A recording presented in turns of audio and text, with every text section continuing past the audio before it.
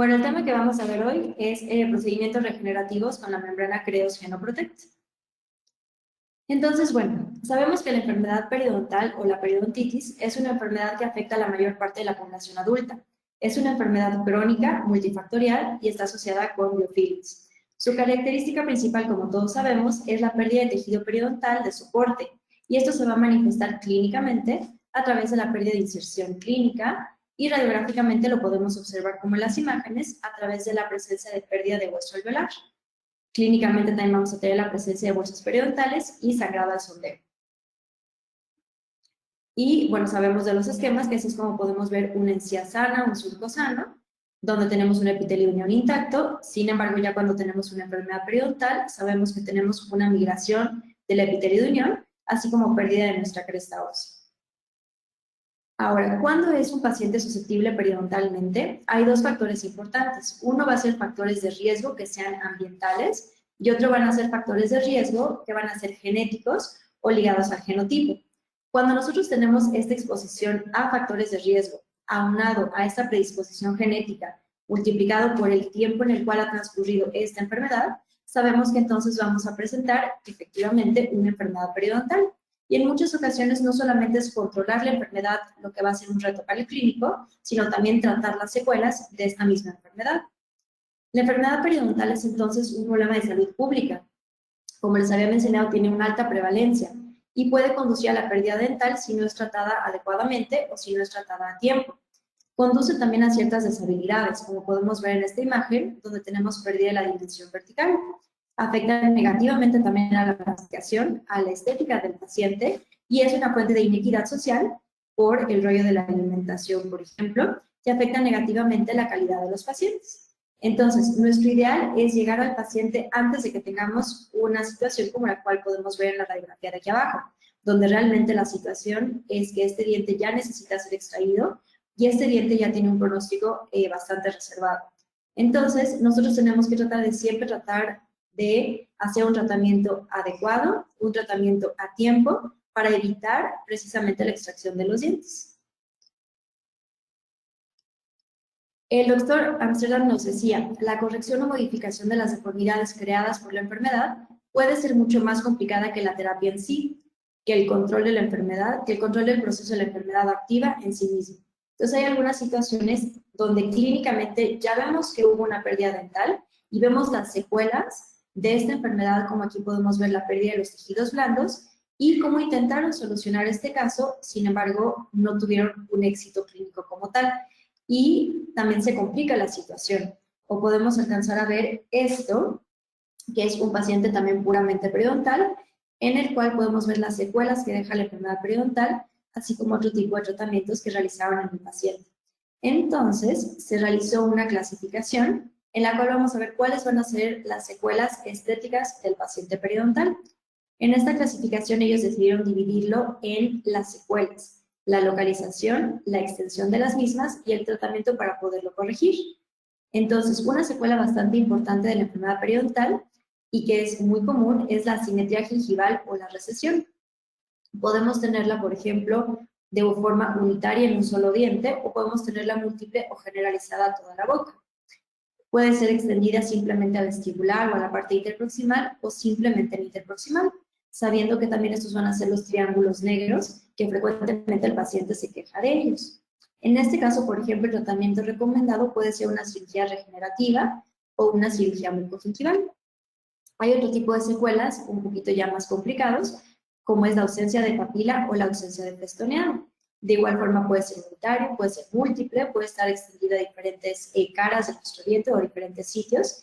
Y el tratamiento puede seguir siendo una cirugía regenerativa mucogingival, pero generalmente ya nos vamos más hacia una terapia de ortodoncia, en la cual podamos llegar a mover los dientes para poder crear un espacio menor entre diente y diente y cerrar estos espacios. Sin embargo, sabemos que esta parte de la ausencia de las papilas es la terapia quirúrgica más complicada que tenemos hoy en día en la periodoncia para poder recuperar o regenerar este tejido interproximal.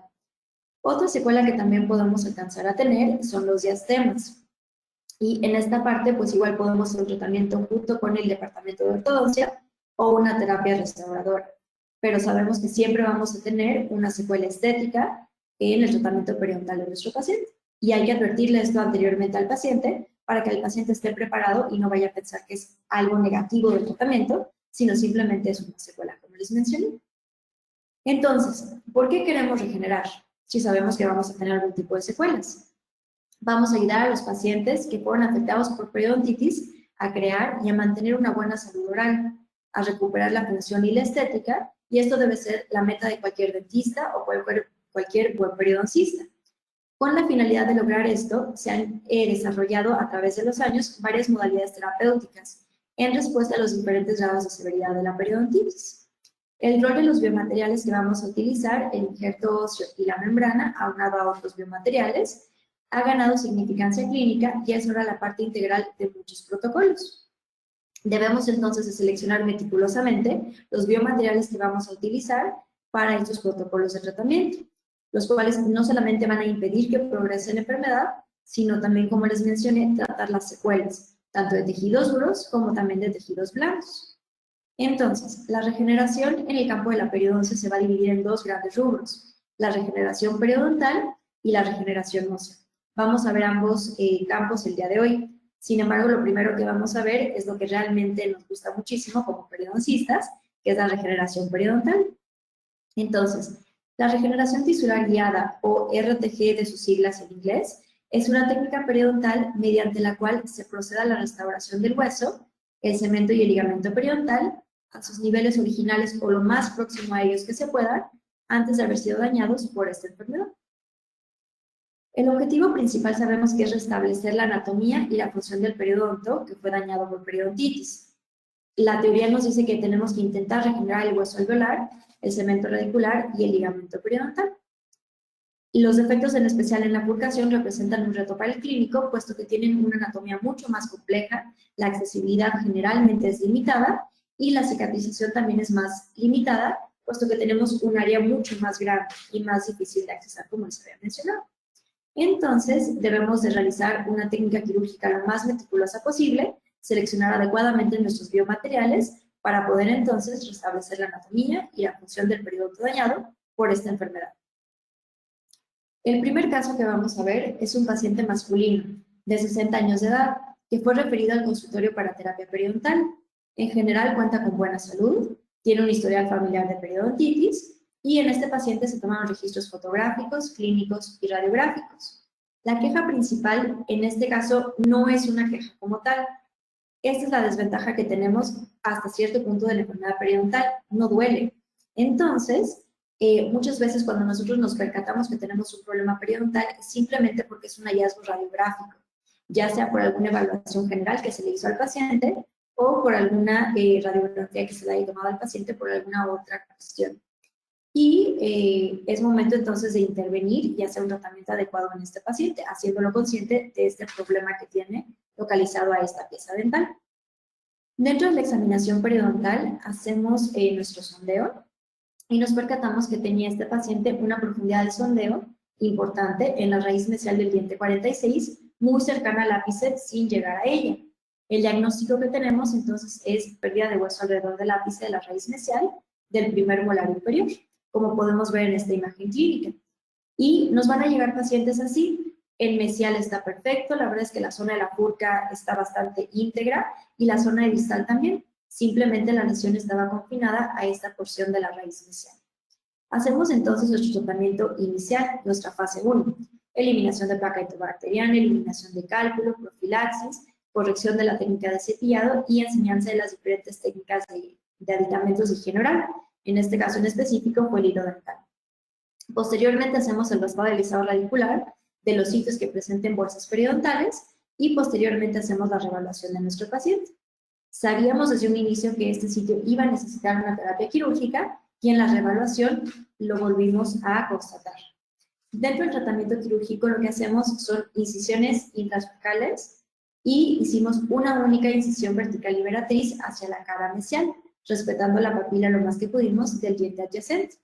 Vamos a levantar un colgajo de espesor total o un colgajo bucoperióstico con la finalidad de exponer quirúrgicamente el defecto óseo hasta donde tengamos una visión de margen periférico sano de este hueso. Vamos a eliminar entonces el tejido de granulación, tanto el efecto periodontal como el cálculo de la superficie radicular mediante técnicas de raspado y alisado radicular. Podemos utilizar simplemente las curetas, podemos utilizar una combinación de las curetas con el ultrasonido. De esta forma, entonces, vamos a limpiar la superficie radicular, como pueden alcanzar a ver en la imagen. Vemos entonces ya que tenemos una superficie radicular mucho más limpia que en la imagen anterior, y vamos a colocar tanto nuestro injerto óseo como la membrana. La membrana que utilizamos en este caso fue una membrana Creos Geno Protect, y se debe de recortar la membrana para lograr tanto la forma como el tamaño que deseemos para el tipo de defecto que estemos regenerando. Esto lo debemos hacer con unas pinzas y unas tijeras estériles, y la vamos a colocar dentro de su sitio quirúrgico. También vamos a utilizar un injerto óseo bovino deproteinizado, en este caso BIOS, previamente hidratado ya sea con sangre o con suero, y lo vamos a colocar dentro del efecto óseo, intraóseo, para rellenarlo y darle soporte de esta forma a la membrana de colágeno. Posteriormente vamos a reposicionar, o si fuera necesario, desplazar la encía, y vamos a colocar puntos de sutura. La membrana es una red de fibras y es una membrana, una barrera física para contener el material en injerto óseo dentro del sitio del efecto periodontal. De esta forma vamos a crear una división entre los tejidos blandos, que son de rápida proliferación, pero que no sirven para regenerar o para dar soporte al diente, de los tejidos duros, que realmente son los que queremos permitirles el tiempo para que puedan regenerar de una forma apropiada. Entonces, la membrana debe de cumplir con esta función, no solamente de mantener el injerto óseo en su lugar, sino también cumplir con su función de membrana durante un tiempo suficiente. Y también debe ser resistente a la tensión. Aquí en este caso, por ejemplo, nosotros suturamos a la membrana con un punto de sutura y no se nos desgarró. Entonces es una membrana que tiene una muy buena resistencia a la tensión. La membrana, como pueden alcanzar a ver aquí en la silueta, debe de cubrir más allá del defecto periodontal. Entonces debemos de tener una porción de la membrana, más o menos unos 2 milímetros, que descanse o que cubra sobre el hueso sano de nuestro paciente. Y la membrana recortada deberá de cubrir por lo menos 2 milímetros más allá de las paredes del defecto, para evitar el crecimiento hacia la parte interna del tejido gingival, de estas fuentes laterales o inclusive del colgajo. Digamos que esta es la representación esquemática de cómo debemos de colocar una membrana o una barrera física, para que entonces, como les mencionaba, el epitelio no vaya a crecer hacia adentro, donde realmente lo que queremos es que haya un crecimiento de ligamento, de hueso y de cemento. Para finalizar, entonces, el colgajo mucoperióstico o de grosor total es cerrado sobre la membrana, libre de tensión, y con la finalidad de esto de no comprometer el aporte sanguíneo al área del defecto. Vamos a suturar nuestro colgajo y de igual forma vamos a suturar nuestras liberatrices. Generalmente utilizamos una sutura reverso cortante de Vicryl, ya sea 4 ceros o 5 ceros. La mantenemos en boca más o menos durante un periodo de 7 a 10 días y posteriormente ya la podemos retirar. Ahora, para nosotros poder decidir qué estrategia regenerativa vamos a utilizar, debemos de saber qué tipo de defecto tenemos. Y para todo esto es importante la parte del diagnóstico que hemos platicado en otras charlas que hemos tenido. Por ejemplo, cuando tenemos un defecto de 3 paredes, sabemos que son 3 paredes remanentes. Sabemos que van a ser los defectos que van a tener el mejor potencial de regeneración por las características anatómicas que tienen. Por lo tanto, en este tipo de procedimientos quirúrgicos, podemos hacer una técnica modificada mínimamente invasiva y, por ejemplo, pudiéramos utilizar el Emdogain o el Emdogain más un injerto óseo. Si tenemos un defecto de 2 paredes, que serían 2 paredes remanentes, debemos de ver qué ángulo tiene el defecto, menor a 45 o mayor a 45 grados, para decidir de igual forma qué técnica quirúrgica debemos elegir y qué biomateriales son los que debemos elegir en este caso. Y de igual forma, aquí les dejé la referencia para que ustedes puedan tener acceso a este artículo. Y digamos que esta es una representación esquemática de lo que les acabo de mencionar. Entonces, tanto las características como la morfología de los defectos periodontales a ser tratados van a ser subdivididos en ciertos rubros que nos van a dar este potencial de regeneración. Entonces, el número de paredes óseas nos va a afectar la cantidad de aporte sanguíneo la estabilización del coágulo que vamos a tener y el soporte del colgante que vamos a tener. Nunca va a ser lo mismo un defecto de 3 paredes a un defecto de una pared. Recuerden nuevamente que se clasifica en base al número de paredes remanentes. Entonces, 3 paredes es un defecto como si fuera un cráter y va a tener un mejor potencial regenerativo que un defecto únicamente de una pared. La profundidad del defecto también es importante. Cuanto más profundo sea nuestro defecto, mayor ganancia en los niveles de inserción clínica vamos a obtener con nuestro procedimiento quirúrgico. La anchura del defecto también es importante. Entre más anchos van a proveer menos contención del derivado del injerto óseo. Entre más angostos, mejor contención vamos a tener. Y de la misma forma, van a afectar la estabilización del coágulo y el apoyo del colgajo. Y también lo que les había mencionado en el árbol de decisiones. 45 grados, digamos que es la pauta, entre qué tipo de procedimiento quirúrgico vamos a utilizar y qué injerto también vamos a utilizar. Cuando tengamos un defecto menor a 45 grados, vamos a tener mejor o mayor ganancia en los niveles clínicos de inserción. Y algo que también es muy importante y que clínicamente realmente no lo vemos, tiene que ser un hallazgo o algo radiográfico, es la proximidad radicular. Cuando nosotros tenemos unas raíces que tienen una gran proximidad radicular, como lo son en este caso la radiografía de arriba, donde tenemos las flechitas rojas, vamos a ver que es un sitio que más fácilmente va a tener un compromiso periodontal. Más fácilmente se nos va a dificultar el poder tener un buen acceso a realizar una higiene adecuada en este sitio y en contraste con este, por ejemplo, que este es un sitio mucho más ancho en el cual va a ser más difícil que tengamos un problema periodontal, pero en caso de tenerlo vamos a tener un mejor acceso a poderlo limpiar adecuadamente y poderlo regenerar. Y algo que también es muy importante es lo que les mencionaba en un inicio del mantenimiento. Entonces, no solamente es la terapia quirúrgica o los biomateriales que utilicemos, sino el que también tengamos esta relación íntima con el paciente para poder llevar a cabo estas citas de mantenimiento en los lapsos de tiempo que le corresponden a este paciente. Entonces, con el mantenimiento se ha demostrado que se puede lograr una estabilidad a largo plazo posterior a la terapia periodontal y también de los implantes, siempre y cuando los pacientes lleven a cabo una adecuada higiene oral, eviten riesgos como son el fumar y estén en un programa regular de mantenimiento. Este programa de mantenimiento puede ser cada 3, cada 4, cada 5, máximo cada 6 meses, dependiendo de las características de la enfermedad del paciente y también dependiendo de la habilidad manual o la destreza que presente el paciente. La frecuencia de estas citas, por lo tanto, deberá de ser adaptada al paciente de forma individual, basado en el monitoreo longitudinal. El segundo paciente que vamos a ver es un paciente de igual forma masculino, de 45 años de edad, que fue referido al consultorio para terapia periodontal. En este caso, este paciente refería una ligera inflamación y una ligera molestia en este primer molar inferior, que anteriormente había tenido un tratamiento de conductos y una rehabilitación por una corona completa. Clínicamente podemos ver cierto grado de inflamación, sin embargo, pues tampoco no es demasiado.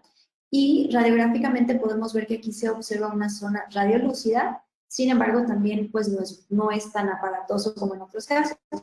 Sin embargo, siempre es importante que nosotros como periodistas y como dentistas generales siempre hagamos el sondeo de nuestros pacientes. Dice el doctor Filiberto Enríquez, la sonda es nuestro ojo dentro de los tejidos periodontales. Entonces debemos nosotros de realizar el sondeo en todos los pacientes a pesar de que parezca que no tiene ningún problema periodontal. En este caso, el paciente tiene profundidad al sondeo en la zona de la furcación, en vestibular del diente 46, justo aquí en la zona de la furcación. En nuestro diagnóstico es una furca grado 2 en la clasificación de Klickman, lo cual corresponde a pérdida de hueso interradicular, que abarca una sola superficie. En este caso es por vestibular, pero de igual forma podría ser por la parte lingual. Algo que es muy importante es que demos las instrucciones y la motivación de la higiene oral de nuestro paciente. Entonces, el propósito de esta primera fase o esta fase relacionada con la causa es reducción del número de bacterias en la boca y, por lo tanto, reducir el nivel de inflamación. También es importante que le expliquemos al paciente por qué se ocasionó esta enfermedad y qué es lo que la está causando o lo está potencializando, para que de esta forma el paciente se pueda hacer responsable de su parte del tratamiento y pueda tener una adecuada higiene oral en casa. Debemos también de dar instrucciones claras de cómo mantener los dientes, la encía los puentes, las prótesis o lo que tenga el paciente en boca lo más limpio posible. El dentista explicará las causas de periodontitis y dará instrucciones claras de cómo mantener todos los tejidos sanos. Dependiendo de cómo esté nuestro paciente, si sea un paciente que tenga una dentición natural, si tiene puentes, si tiene coronas, si tiene algún tipo de prótesis, si ya tiene implantes, debemos de acoplar nuestras técnicas de cepillado y también de hilo dental o de aditamentos de higiene oral según sean las necesidades de cada paciente. En este caso, por ejemplo, cuando necesitemos en pacientes periodontales, frecuentemente necesitamos esta limpieza interproximal. Cuando ya son espacios demasiado grandes, el hilo dental realmente ya no cumple una función tan completa como quisiéramos. Entonces hacemos uso de estos cepillos interdentales. Digamos que este es otro tipo de sonda o una forma en la cual podemos nosotros calibrar cuál es el diámetro del espacio que tenemos entre esos dos dientes. Y de esa forma, por ejemplo, este amarillo correspondería a el cepillo interproximal amarillo y el verde igual correspondería a el verde. Entonces debemos de enfatizar que la cooperación del paciente con estas prácticas de higiene oral en su casa son esenciales para el resultado exitoso de nuestro tratamiento. Y recordando siempre que hay factores que van a ser controlables y factores que no van a ser controlables. Entonces, por ejemplo, ¿qué sí podemos controlar o qué podemos modificar? Eliminación de sobrecontornos o excedentes en las restauraciones de nuestros pacientes. Eliminación del hábito del tabaquismo y un buen control de aquellos pacientes que tengan esta enfermedad que muchos pacientes tienen, que es la diabetes. ¿Qué no podemos controlar? Pues la predisposición genética del paciente, el estado inmune del paciente o el uso de algunos medicamentos críticos. Entonces debemos de saber con qué sí podemos luchar, contra qué no podemos luchar y explicarle esta parte también al paciente.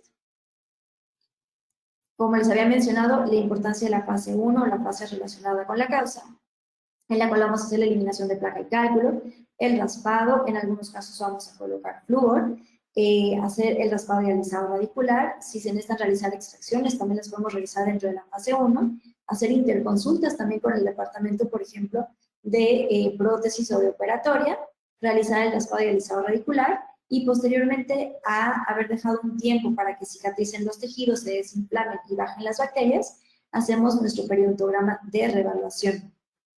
Una indicación para la terapia periodontal regenerativa, como les había mencionado, es la involucración de las purgaciones en aquellos dientes multirradiculares.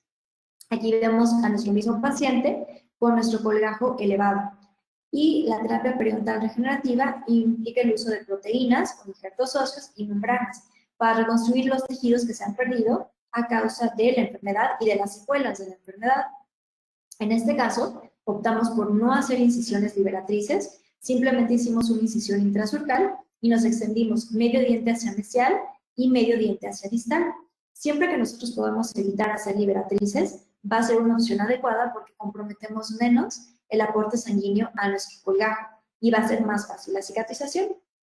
Sin embargo, nunca debemos de sacrificar visibilidad por hacer un procedimiento quirúrgico más pequeñito. Siempre debemos de tener una buena visibilidad para asegurarnos que hayamos limpiado adecuadamente el defecto periodontal de nuestro paciente, porque eso también es una premisa clave para que nuestro tratamiento regenerativo funcione.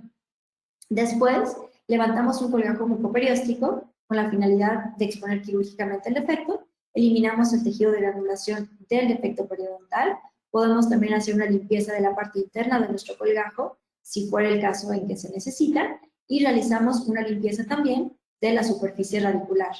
Aquí, por ejemplo, en esta porción donde es un poquito más difícil el acceso, podemos utilizar puntas de cavitrón que sean más angostas, inclusive que tengan luz para que podamos tener una mejor visibilidad, así como curetas que tengan una cabeza más pequeñita de trabajo, como son las curetas After 5 o Mini 5.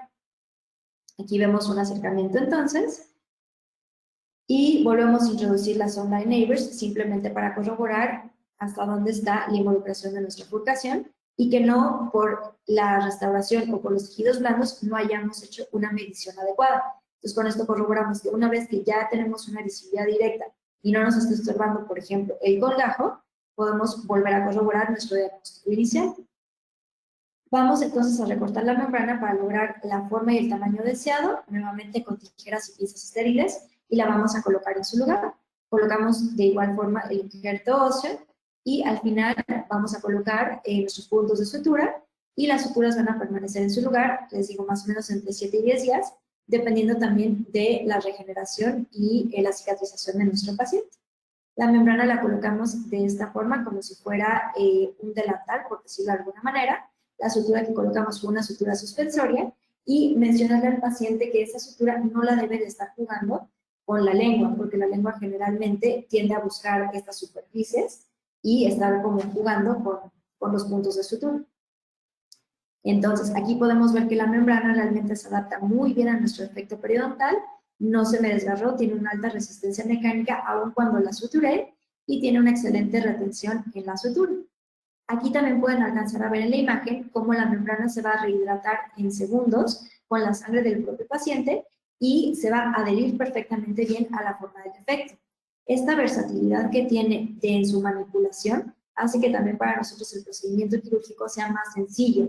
No tenemos que estar batallando con ella para poder adosarla al efecto periodontal o al efecto óseo que queramos regenerar. Y de igual forma, al momento en que se adapta, no tiene esta como característica de cartón que tenían algunas membranas anteriormente, en las cuales se volvía a levantar. Y tú estabas peleando con la membrana para adosarla y la membrana se regresaba. O inclusive que se desgarraban al momento en que nosotros colocábamos los puntos de sutura. Entonces, las metas de nuestra terapia quirúrgica en términos de periodontitis van a ser mejorar el pronóstico del diente, reducir la profundidad del sondeo, mejorar los niveles de inserción clínica, obtener un relleno óseo radiográfico del defecto, que sabemos que se puede traducir en una regeneración periodontal, pero para poder corroborarlo tendríamos que tomar una biopsia, y tratar de tener una mínima recesión en los tejidos blandos. Esto haciendo una técnica quirúrgica lo más conservadora posible, manteniendo los colgajos hidratados y no lastimando a estos tejidos, que a su vez nos van a ofrecer una protección para nuestro tratamiento o nuestros biomateriales regenerativos. Entonces, en los defectos de la furcación podemos tener grado 1, grado 2 o grado 3. En el grado 1 sabemos que podemos hacer una raspadura radicular, una odontoplastia o una osteoplastia. El grado 2 es realmente el que vamos a regenerar y es una regeneración tisular guiada con autoinjerto, aroinjerto o inclusive también con genoinjerto. Y sabemos que las furcas con involucración de grado 3 ya son tratamientos en los cuales ya no es un tratamiento regenerativo, sino más bien es un tratamiento resectivo en el cual podemos hacer que el espacio sea permeable para que el paciente pueda llevar a cabo una adecuada higiene oral de este sitio con cepillitos interdentales como les mostré hace un momento. Ahora, no todas las membranas se van a comportar biológicamente de la misma manera, puesto que difieren en su origen y en su estructura o su entrecruzamiento. Y esto va a tener un reflejo en sus propiedades mecánicas y en su desempeño clínico. Por eso debemos escoger una membrana que sea clínicamente comprobada que tiene una buena función durante un periodo de tiempo suficiente para poder llevar a cabo esta regeneración o esta reparación periodontal.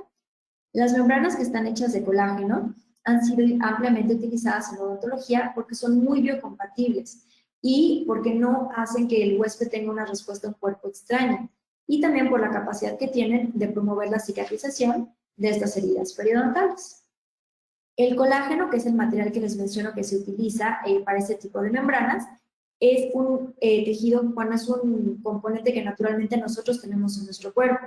Y más allá de las características estructurales, también sabemos que, les digo, no va a causar una respuesta inmune por parte del huésped, tiene una buena capacidad hemostática y tiene una acción quimiotáctica a las células regenerativas de nuestro cuerpo, como van a ser los fibroblastos, los osteoblastos, y va a tener una buena estabilidad dimensional. Aquí en esta imagen ustedes pueden ver que nosotros la podemos jalar, ya les mencioné que la podemos suturar, podemos hacer muchas cosas con ellas y va a seguir manteniendo sus propiedades, pues sí, sus propiedades para que nos pueda ayudar a la cicatrización.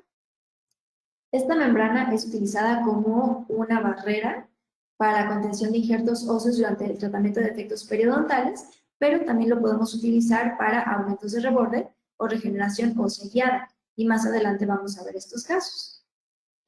Algo importante que sepan es una membrana natural, viene de colágeno porcino, es reabsorbible sin un entrecruzado químico y tiene grandes propiedades de resistencia mecánica y buena adaptación a los tejidos en comparación, por ejemplo, con un colágeno que sea sintético.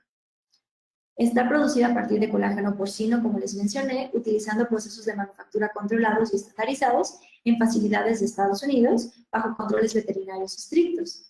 Está empaquetado en un doble recipiente o un doble blister y está esterilizado con tratamiento de gas de óxido de etileno.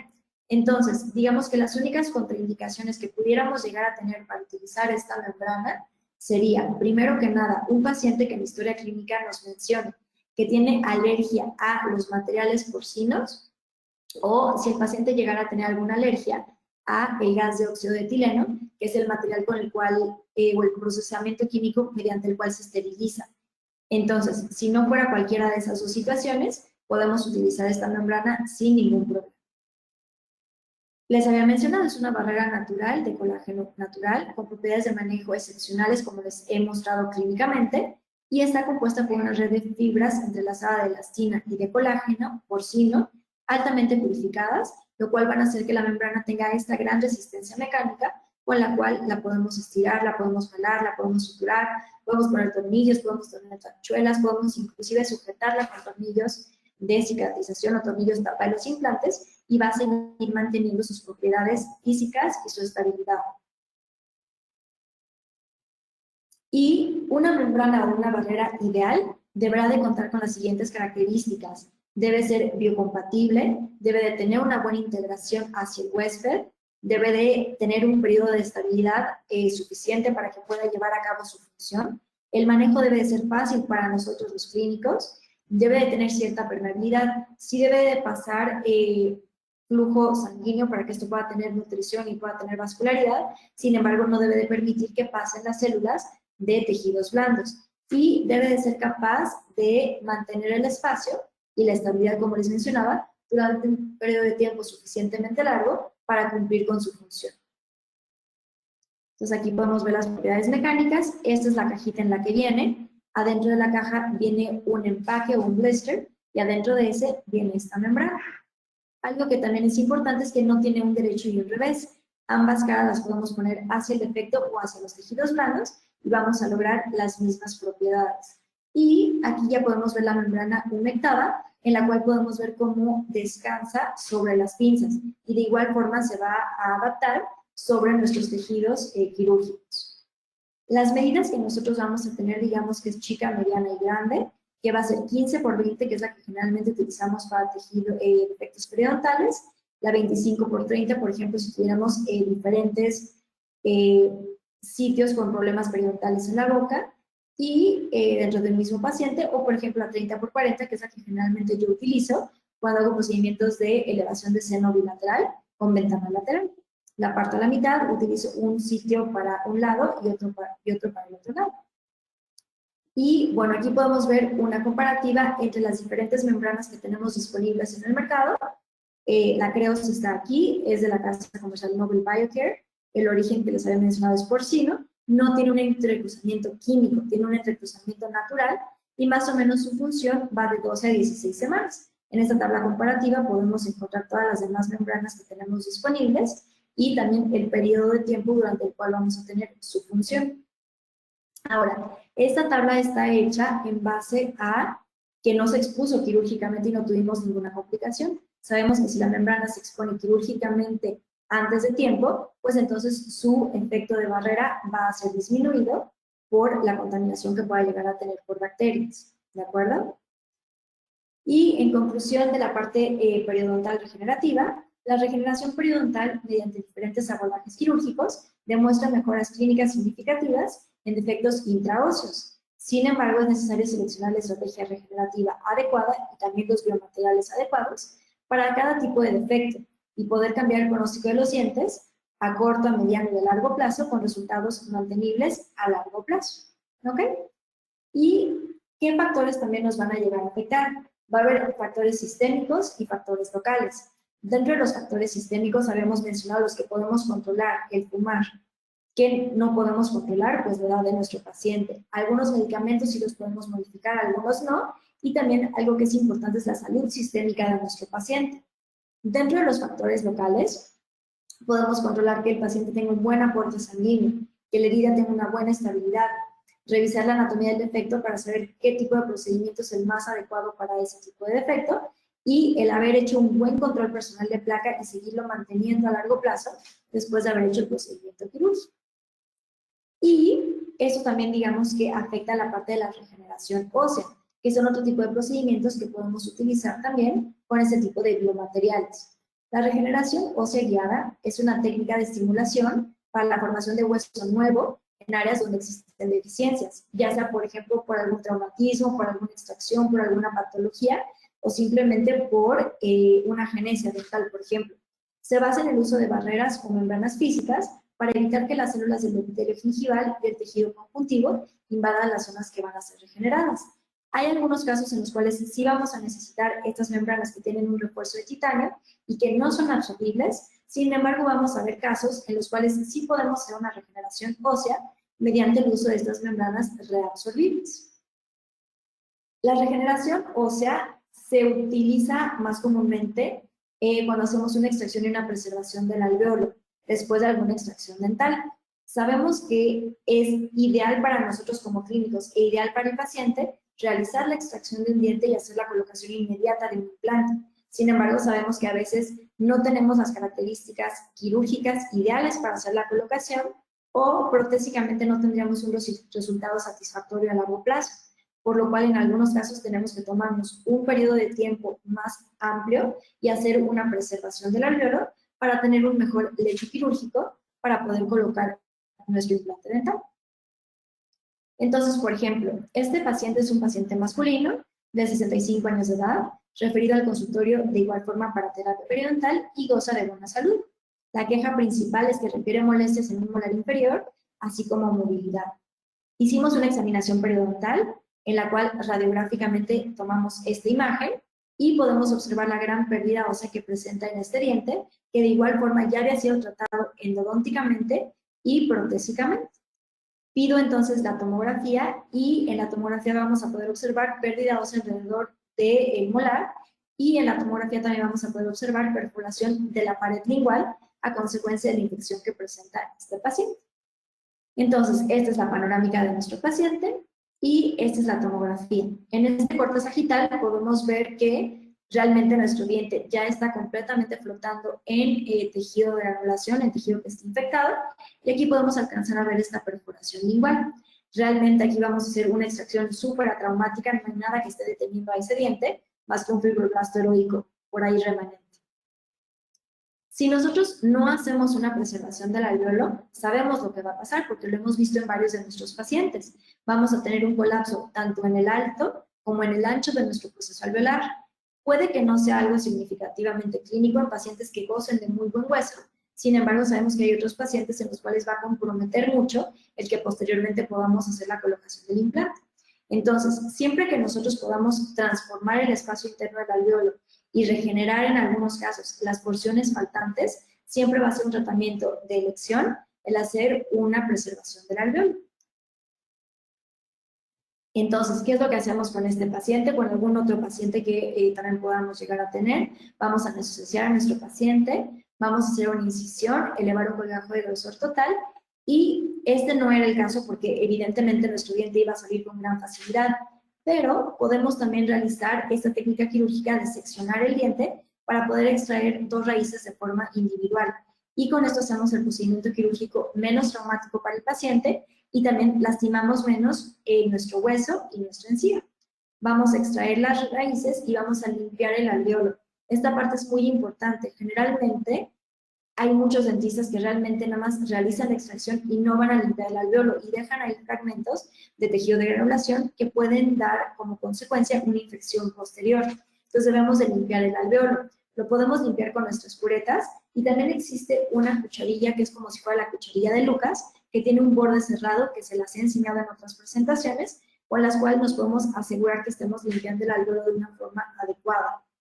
Posteriormente, vamos a rellenar el espacio del alveolo con nuestro injerto óseo y colocar una membrana de colágeno para hacer la regeneración.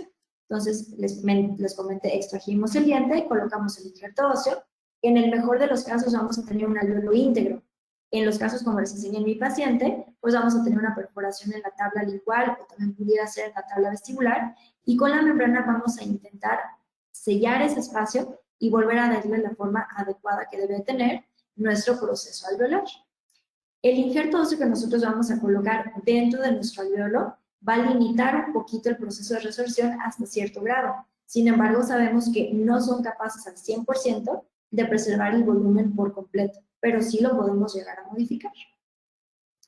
¿Qué medicamentos le vamos a dar posteriormente a nuestro paciente? Le vamos a dar ya sea amoxicilina con ácido clavulánico o clindamicina, le vamos a dar ibuprofeno, le vamos a dar un ketorolaco, y algo que también es muy importante es la clorexidina, para que mientras el sitio quirúrgico no pueda llevar a cabo una higiene mecánica, tengamos una higiene química de este sitio y se mantenga limpio para que pueda cicatrizar.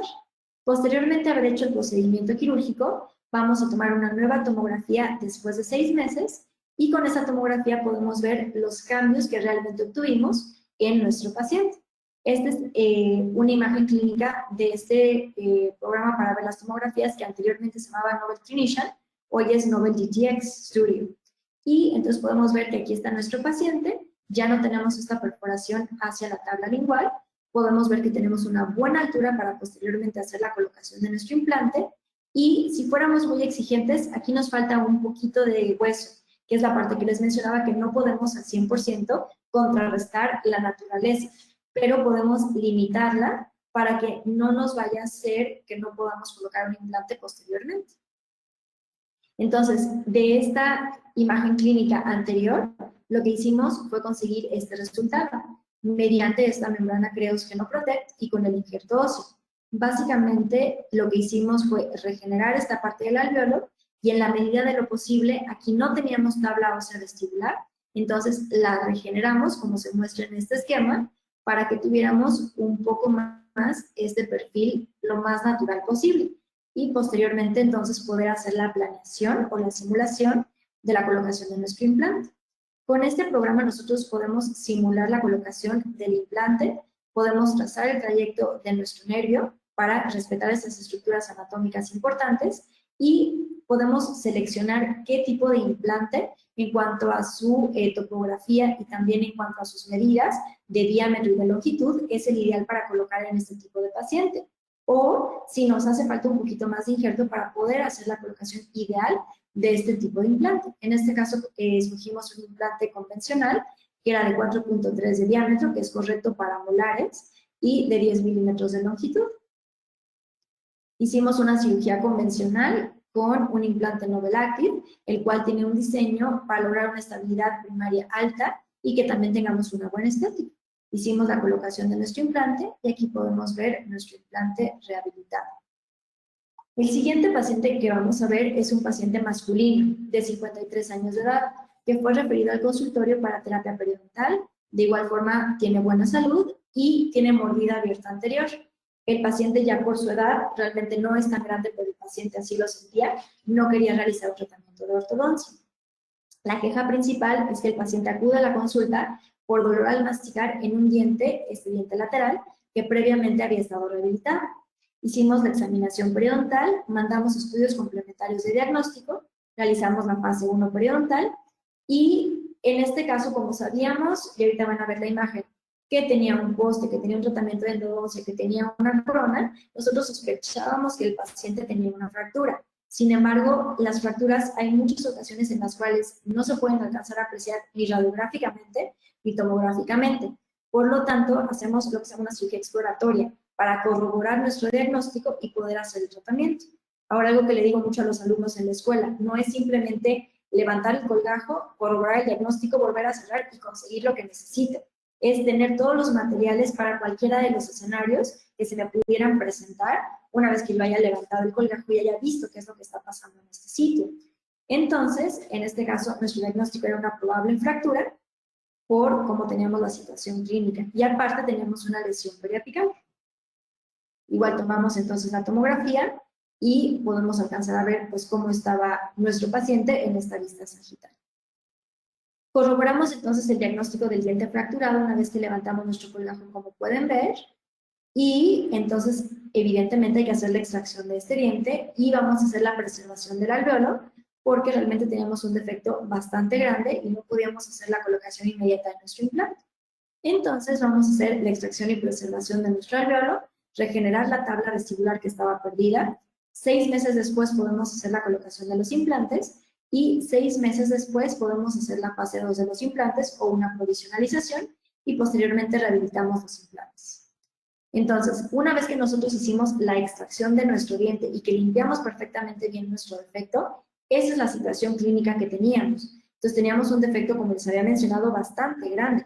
No podía yo hacer la colocación de un implante.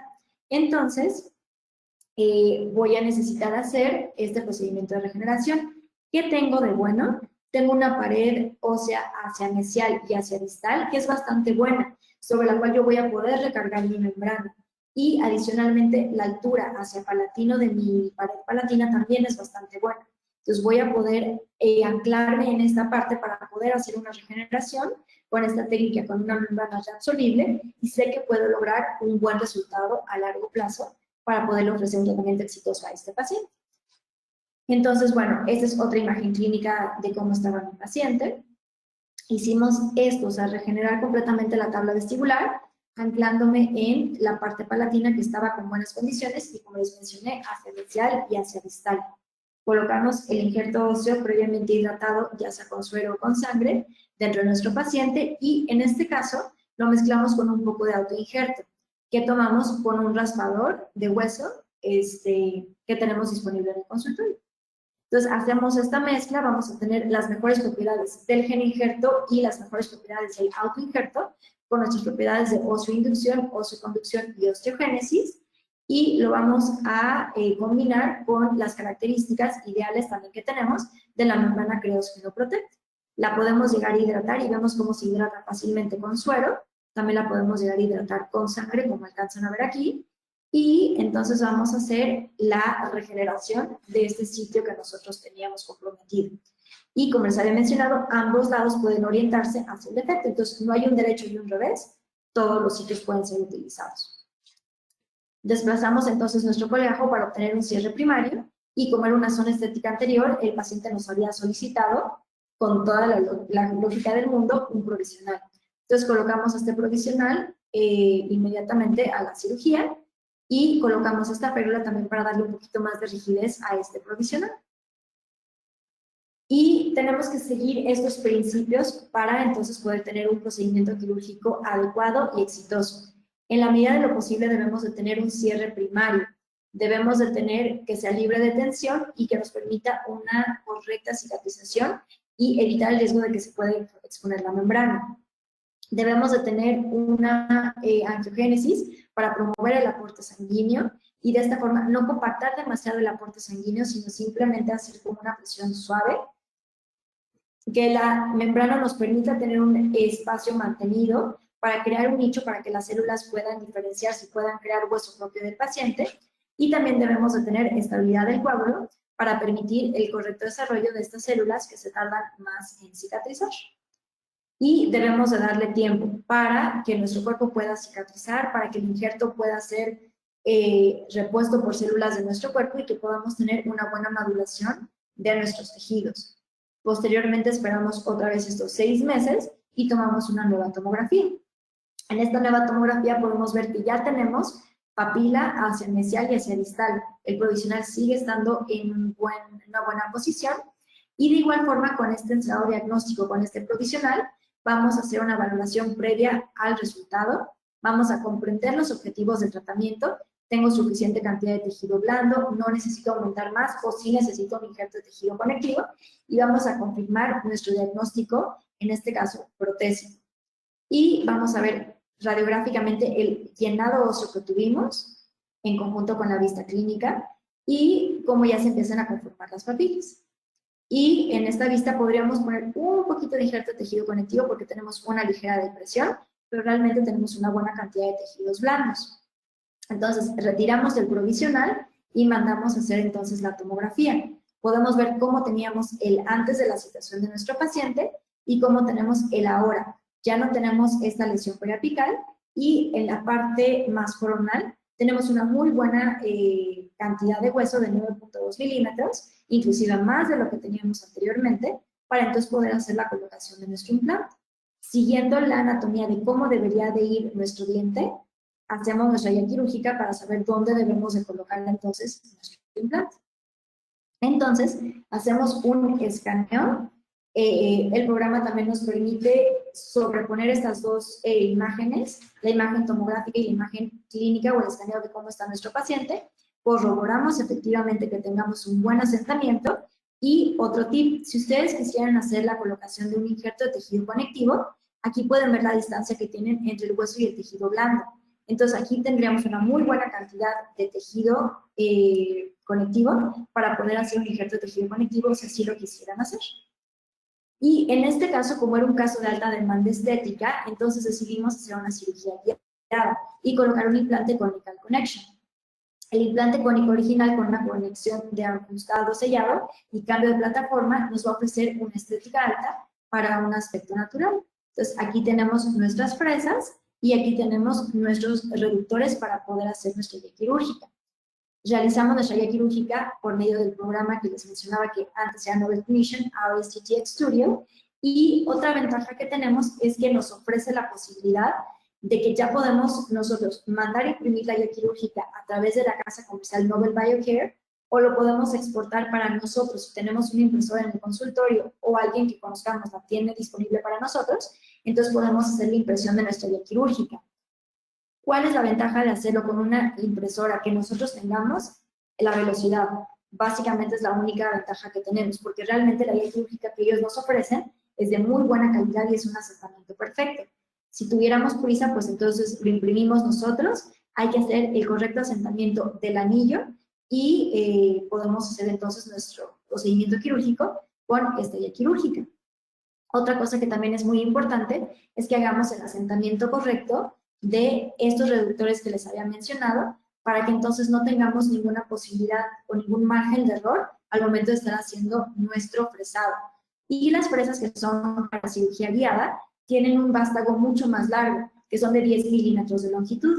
Entonces, es la parte activa de la fresa más 10 milímetros que nos van a compensar el grosor del material, el grosor del anillo, y entonces vamos a tener igual un fresado secuencial, pero sabiendo que vamos a tener la profundidad que deseamos tener. Algo que también es muy importante que sepamos es que esto ocupa un espacio, como les mencionaba, es mucho más aparatoso utilizar una guía quirúrgica. Entonces también tenemos que hacer una selección adecuada del paciente. Si nosotros quisiéramos hacer un procedimiento quirúrgico en un segundo molar superior en una persona que no abra absolutamente nada, se nos va a complicar muchísimo y no vamos a poder utilizar la guía quirúrgica. Entonces deben de ser pacientes que tengan una suficiente apertura bucal y que tengamos un fácil acceso para poder introducir tanto la fresa como la guía quirúrgica. Ahora, ¿qué tan predecible es la guía quirúrgica? Estos autores en el 2020 nos dicen que más o menos podemos tener una desviación angular de 3.59 grados y en el ápice podemos tener una desviación de 1.50 milímetros. Entonces, realmente tenemos que hacer un procedimiento quirúrgico lo más predecible posible y con el menor margen de errores, y aún así podemos llegar a tener estas discrepancias. Entonces, ¿qué partes son importantes para que tengamos el menor margen de error? Que tengamos una buena tomografía y que tengamos un buen escaneo de nuestro paciente.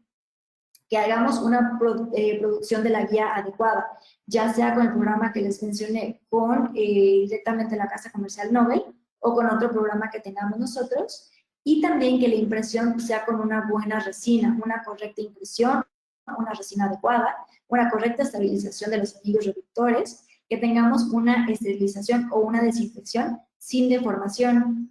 Esta resina que nosotros utilizamos para las guías quirúrgicas, si ustedes lo dejan 2 días en glutaraldehído o en clorhexidina o en suero o lo que lo quieran dejar, se va a deformar.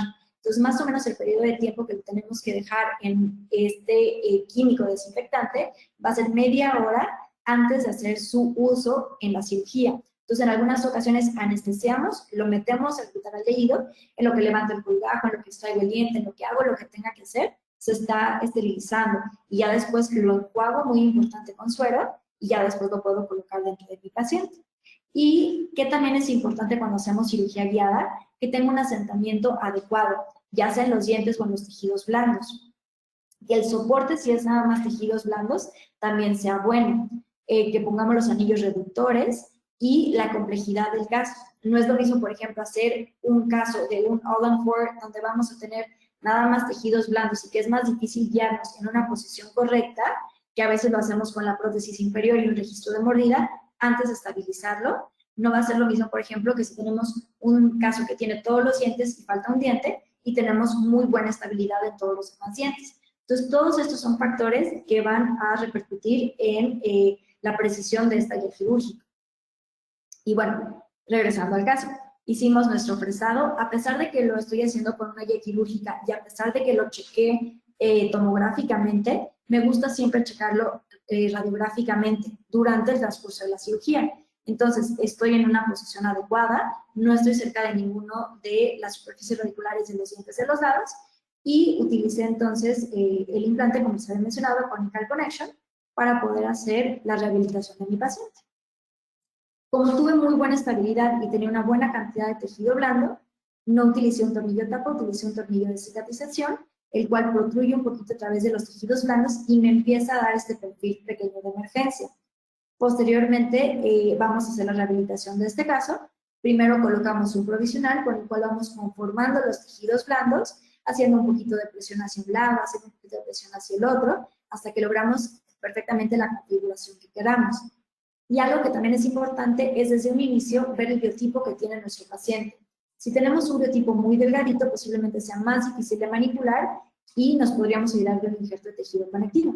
En este caso, nuestro paciente tiene un biotipo grueso, el cual nos ayudó bastante a que pudiéramos tener este resultado clínico. Posteriormente tomamos la impresión, que puede ser una impresión con un material de impresión convencional, como es el polivinilsiloxano, o también hoy en día ya podemos tomar impresiones virtuales o con el escáner de nuestros implantes mediante esto que se llama un scan body. Y también tenemos que tomar una impresión de los tejidos blandos para que tengamos ese perfil de emergencia que tanto trabajo nos costó obtener durante esa fase de rehabilitación, que lo puedan duplicar en el laboratorio y que se puedan mantener las papilas hacia los lados.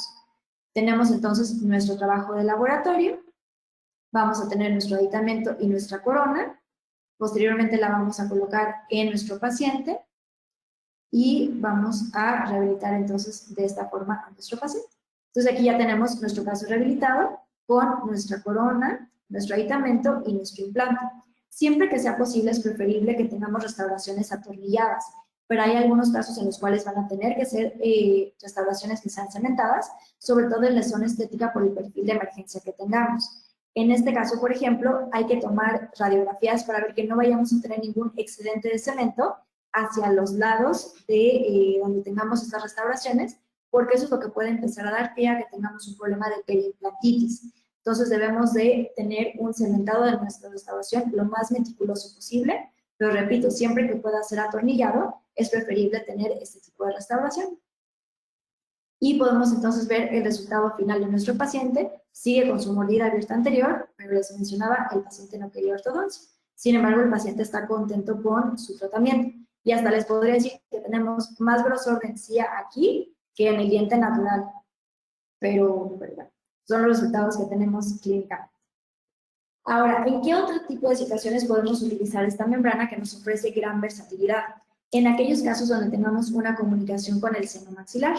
Entonces, sabemos que las complicaciones que más comúnmente ocurren es esta comunicación con el seno maxilar y puede llegar a ocurrir hasta en un 48% de premolares y molares superiores. La razón principal no siempre es una razón, digamos, traumática de nuestra parte, sino la proximidad anatómica que pueda llegar a tener la estructura de la raíz con respecto al seno maxilar o la proyección de las raíces dentro de este seno maxilar. Entonces, el doctor Jung y colaboradores en el 2020 hicieron una clasificación en la cual en la tipo 0, digamos que es la situación idealmente normal, en la cual vamos a tener un espacio claramente visible entre la raíz y el piso del seno maxilar. Esto sería lo normal o lo ideal. En la clase 1 vamos a tener contacto de las raíces con el piso del seno maxilar. En la clase 2 vamos a tener esta como proyección en la cual pues las raíces radiográficamente pareciera que están dentro, pero tomográficamente podemos corroborar que simplemente está como imaginado. Y en la clase 3, ahí sí, evidentemente las raíces están dentro del seno maxilar. ¿Qué ¿qué prevalencia tenemos? El tipo 0 es más prevalente, por ejemplo, en un primer premolar. En un segundo premolar, el más prevalente en un 38% es el tipo 1. Sin embargo, tanto en el primer molar como en el segundo molar, tenemos una prevalencia de 30.9 y 33.9. ¿Cuál es la importancia o la relevancia clínica de todo esto? Que lo sepamos. Entonces, al momento en que nosotros hacemos la extracción de un primero o un segundo molar superior, saber que existe esta posibilidad y siempre tener una membrana en el consultorio para poder resolver este tipo de situaciones clínicas. No es en el momento de hacer la extracción, ya se me comunicó al seno maxilar y ahora cómo le hago, ahora cómo lo resuelvo, sino tener todo el armamentario que tengamos que tener, no solamente mecánico, sino también de biomateriales, para poder solventar este tipo de situaciones y que no se conviertan en una complicación y en una pesadilla a largo plazo en nuestro consultorio dental. Entonces, si en el momento de que tengamos una comunicación la sellamos, seguramente lo vamos a resolver muy bien y ya no vamos a tener este inconveniente con este paciente. Entonces, vamos a ver al siguiente paciente. Es un paciente masculino de 37 años de edad, referido al consultorio para terapia periodontal, tiene buena salud y no es fumador. La queja principal refiere molestias en un molar superior. En la examinación periodontal, así es como lo vemos radiográficamente, entonces pedimos una tomografía. Observamos pérdida ósea alrededor del molar, así como comunicación con el seno maxilar e inflamación de la membrana de Schneider. Aquí podemos ver esto como redondito, a consecuencia de la infección dental. El diagnóstico entonces es que tenemos un primer molar superior con pérdida ósea y con comunicación hacia el seno maxilar. Y tenemos esta clasificación que ahorita les voy a enseñar, en el cual podemos ver que tenemos este engrosamiento redondo alrededor de esta raíz. Entonces, estos autores lo que nos dicen es que podemos tener en una vista tomográfica preoperatoria, digamos que sería un seno maxilar normal, sano. Cuando tenemos esta inflamación redonda como la que veíamos en mi paciente, también podemos obtener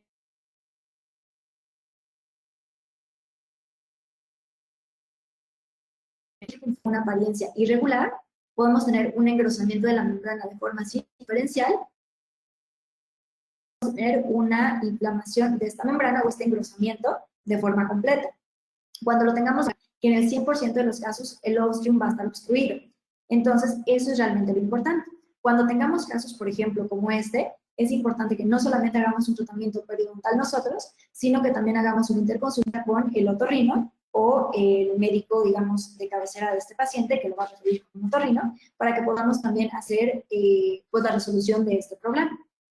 Entonces, esta es la vista igual tomográfica de cómo podemos ver a nuestro paciente, en el cual les había mencionado que teníamos pérdida de hueso alrededor de la raíz de nuestro paciente, este engrosamiento de la membrana, sin embargo, bueno, no nos causaba ningún problema con el osteo. Entonces, en la medida en que nosotros sepamos estas clasificaciones y tengamos un conocimiento de la repercusión clínica que puede tener, nos vamos a enfrentar a menos estrés dentro de nuestra consulta dental. Hacemos la extracción lo más traumáticamente posible mediante la utilización de osteotomos.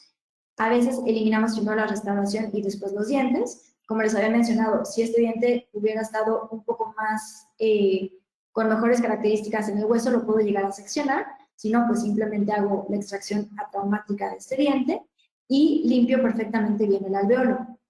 Aquí en esta imagen, que la verdad es que me encanta esta imagen, podemos ver que una vez que realizamos la extracción, podemos ver aquí la comunicación de esta raíz mesiovestibular hacia el seno maxilar. Entonces, en este caso, lo que tenemos que hacer es sellarlo. No le tomé foto de cómo lo sellé en ese momento, pero ahorita les voy a enseñar otro caso. Entonces, vamos a colocar un fragmento de la membrana en el ápice, sellando la comunicación con seno maxilar. Entonces, este es un caso muy similar. Aquí puse este fragmento para sellar la membrana, para sellar la comunicación con el seno maxilar. Y así como les había mencionado que utilizamos la membrana en los tejidos periodontales y que los debemos de anclar más o menos 2 milímetros en la periferia de un hueso sano, de igual forma lo hacemos como así. Otra forma de verlo es como si fuera un filtro de café. O sea, no es nada más como en la base, sino que me tengo que dar soporte y anclar en las paredes laterales de este alveolo. Entonces, ya me permite colocar el injerto óseo sin que se vaya hacia el seno maxilar y sin que si yo hago un poquito de presión aquí, se me vaya a ir la membrana hacia adentro del seno maxilar.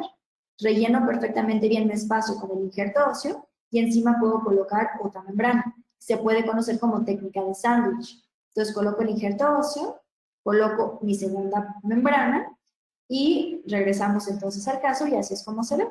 Entonces, la membrana está diseñada para proteger el espacio del defecto óseo con la finalidad de establecer un medio ambiente favorable para la regeneración ósea, previniendo la migración de células no deseadas provenientes de los tejidos blandos adyacentes y permitiendo entonces el crecimiento de células osteogénicas. Aquí tengo mi colgajo y aquí tengo mi membrana, que como pueden ver se hidrata padrísimo en cuestión de segundos y es lo que les mencionaba, no se regresa como si fuera un cartón, sino que se adapta muy bien y me permite hacer un cierre primario de mis colgajos en la parte superior sin andar batallando con esa membrana.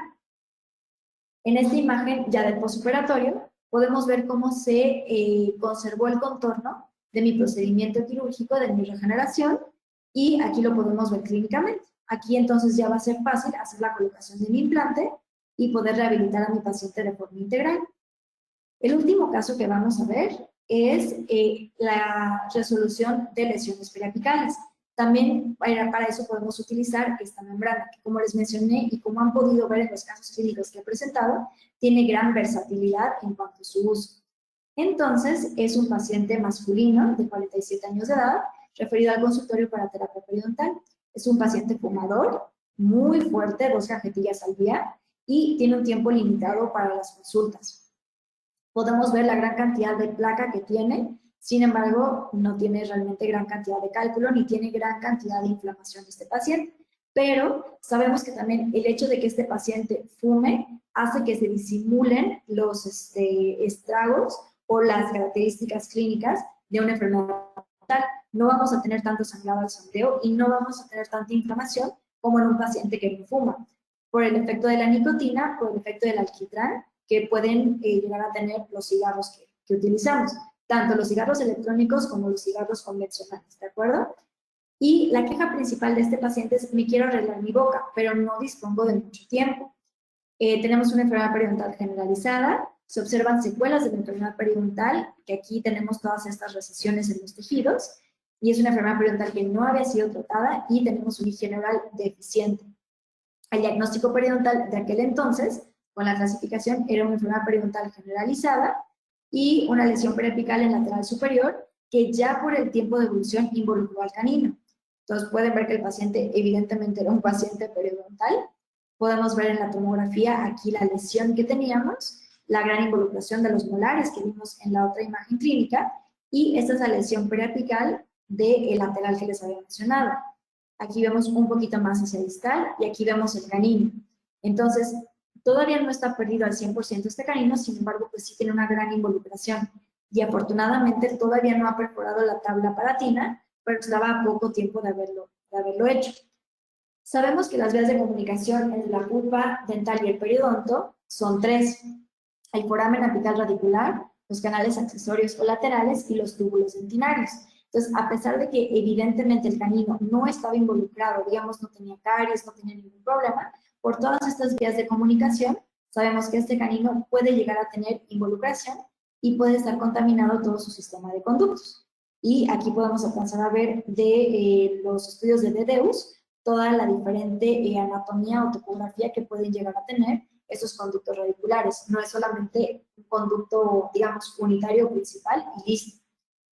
Entonces, hicimos un tratamiento interdisciplinario en este caso y lo primero que hicimos fue el tratamiento, bueno, que hizo el doctor Roberto, fue el tratamiento de endodoncia para poder limpiar todo el sistema de conductos. Y lo hizo mediante el microscopio. Hizo el tratamiento del lateral, el canino, y también me parece que el premolar necesitaba, pero por indicación protésica. Y el microscopio realmente lo que hace es que nos aumenta hasta 24 veces lo que veríamos a simple vista. Entonces tenemos un gran potencial de tener un tratamiento regenerativo igual exitoso en casos que sean más complicados. Posteriormente hicimos el tratamiento de periodoncia, en el cual hicimos nuestra incisión, hicimos un desviramiento también de los demás dientes y aquí podemos alcanzar a ver dónde estaba la lesión, que si viéramos una imagen, digamos que se parecería a este tipo de lesión. Entonces, vamos a limpiar perfectamente bien o lo mejor que podamos nuestro defecto periapical y vamos a ver la gran extensión que tenemos de este defecto. Digamos que esta es la imagen que estamos viendo clínicamente y tomográficamente, y aquí se estaba viendo la raíz del canino, que les había mencionado que también está involucrada por medio de la lesión. En caso de que fuera necesario, podemos hacer una retropreparación y una retroobturación mediante los diferentes tipos de puntas quirúrgicas apicales que ahora tenemos disponibles. Posteriormente colocamos nuestro injerto óseo de esta forma y posteriormente hacemos la colocación de nuestra membrana. En este caso realmente no tuvimos que hacer una gran conformación, simplemente la adosamos sobre nuestro defecto periapical y posteriormente también hicimos toda la parte de los defectos periodontales que les había mencionado. Con el paso del tiempo, fue la evolución que tuvimos con nuestro paciente. Entonces, seguimos teniendo esas secuelas, podemos ver que tenemos un poquito de mejor higiene en nuestro paciente, se ve menos inflamado el tejido de nuestro paciente, radiográficamente se ve así, pero lo más importante es que tomográficamente así es como se ve. Entonces, este es el lateral. Digamos que esta imagen es como si fuera una rebanada de un pastel. Entonces, esta imagen, esta línea negra que ven aquí, la vamos a abrir y es la imagen que ven aquí en este recuadro. Esto es vestibular, aquí es el diente, aquí es palatino, aquí serían fosas nasales, por ejemplo. Y podemos ver que recuperamos completamente la tabla vestibular de ese diente lateral que anteriormente no lo tenía. Y podemos ver en diferentes esquemas cómo se ve el antes y cómo se ve el después. En los diferentes cortes, este es el canino. Y bueno, hablando de este paciente en el cual tuvimos esos buenos resultados, es importante también hacer hincapié en los pacientes o acerca del hábito del tabaco. Entonces, el tabaco es responsable de casi 9 millones de muertes anuales, o sea, más o menos el 15%, y va a tener un impacto destructivo sobre los tejidos gingivales. Vamos a tener una inserción o una adherencia epitelial disminuida, una disminución de la altura ósea y va a conllevar una pérdida dental. Es nuestra responsabilidad profesional y tenemos una oportunidad para ofrecerle al paciente, digamos, una alternativa para dejar de fumar o por lo menos disminuir el fumar. Y si nosotros no podemos llegar a hacerlo, pues conectarlo con alguien que lo pueda apoyar durante este proceso. ¿Por qué somos importantes nosotros como dentistas o como periodoncistas? Porque vamos a ver a estos pacientes de forma rutinaria. Posiblemente nosotros como periodoncistas pues lo vemos cada 6 meses o cada 5 meses, pero lo vemos durante muchísimo periodo de su vida. El dentista, por ejemplo, rehabilitador, igual lo ve menos tiempo en total, pero lo va a estar viendo durante el tiempo de la rehabilitación, no sé, 1 año o 2 años, una vez a la semana, una vez cada 2 semanas. Entonces, somos un profesional de la salud que tiene un contacto importante con estos pacientes y que podemos tener entonces el potencial de generar un cambio en estos pacientes. ¿Cuál es el protocolo que más comúnmente tenemos que usar? Hacer un consejo breve. También tenemos que realmente ver la respuesta de nuestro paciente. Si nuestro paciente quiere dejar de fumar o no quiere dejar de fumar, para saber también qué estrategia tomar. Seguir ciertas herramientas de motivación, que igual más adelante, si quieren en otra plática, se las puedo compartir, porque ahorita el tiempo ya se nos está acabando. Hacer un enfoque psicosocial. También hacerlo consciente de que no solamente él está fumando, sino que los familiares que están alrededor de él tienen este efecto secundario del tabaco. Un enfoque farmacológico en caso de que fuera necesario y apoyo psicológico en caso de que fuera necesario. Pero decirle al paciente que sí es posible que deje de fumar y que realmente va a tener un cambio importante, no solamente en su salud dental, sino en su salud en general sistémica, si concluye con este hábito. Y bueno, lo que les mencionaba, se puede lograr una estabilidad a largo plazo de la terapia periodontal y de implantes, siempre y cuando tengamos esta mancuerna bien hecha entre nosotros como periodoncistas o el dentista en general y que el paciente también ponga mucho de su parte para poder tener este resultado mantenido a largo plazo. ¿Y cuál es la importancia de las citas de mantenimiento? Pues precisamente evitar que el paciente llegue a nuestro consultorio con una bolsa de 10 o de 15 la siguiente cita. Si el paciente viene con nosotros y realmente es una cita muy amena, muy breve, muy linda, en la cual platicamos, nos actualizamos, hacemos la limpieza, hacemos un pulido, radiografías, periodontograma y listo, va a ser algo mucho mejor, una mejor experiencia. Así viene cada 2 años, pero cada 2 años le tengo que extraer un diente.